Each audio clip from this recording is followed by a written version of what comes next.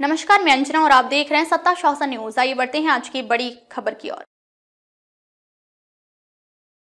अमरावती में smoke shop पर police के छापेमारी, 3 लाख रुपए की प्रतिबंधित ई सिगरेट जब्त। अमरावती में खुलेआम बिक रही थी प्रतिबंधित ई सिगरेट। ई सिगरेट में निकोटीन और ऑर्गेनिक वोलाटाइल सॉल्ट जैसे मानव स्वास्थ्य के लिए हानिकारक तत्व मौजूद। युवा पीढ़ी के बीच ई सिगरेट का बढ़ता क्रेज, इसके कारण युवा नशे की लत का शिकार होते दिख रहे हैं। इस पर रोक लगाने के लिए आज पुलिस ने सड़कों पर उतरकर यह कार्रवाई की। या ठिकाणी टेक्सास नावाचं एक दुकान आहे ज्याच्यामध्ये हे सिगरेट्स आणि ई सिगरेट्स विकतात अशी माहिती माननीय सीपी सरांना मिळालेली होती। माननीय सीपी सरांच्या मार्गदर्शनाने आमच्या सीआययू पथकाचे महेंद्र इंगळे आणि त्यांची टीम आणि गाडगेनगर पोलीस ठाण्याचे पीआय श्रीगिरी आणि त्यांचे पथक यांनी संयुक्त कारवाई या ठिकाणी केलेली आहे। या ठिकाणी बॅन असलेले ई सिगारेट्स विकले जातात।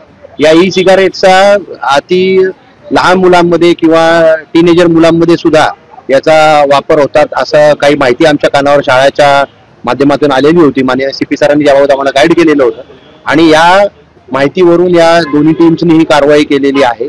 या ठिकाणी एकूण 55 ई सिगारेट्स आणि त्याच्याशी संबंधित फ्लेवर्स हे जप्त करण्यात आलेले आहेत आणि ते आता मार्केटमध्ये त्याची पर ही कॉस्ट त्यांना इम्पोर्ट करताना काहीतरी 2,5-3 हजार पडते आणि ते प्रत्यक्षात ते 4-5 हजाराला हे प्रॉडक्ट विकतात।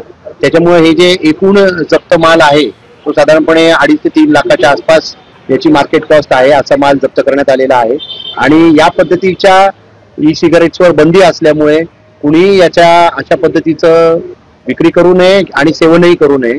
त्याच्यामुळे आरोग्यालाही धोका संभवतो आणि सगळ्यात महत्त्वाचं लहान टीनेजर मुलांच्या शाळकरी मुलांच्या मध्ये याचा जर प्रसार झाला तर त्यांच्या मोठ्या प्रमाणात आरोग्याला आणि एकूणच करिअरला धोका संभवतो।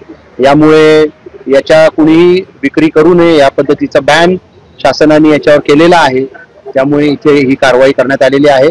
पुढील कारवाई गाडगेनगर आणि सीआययूचे आमचे अधिकारी हे करत आहेत।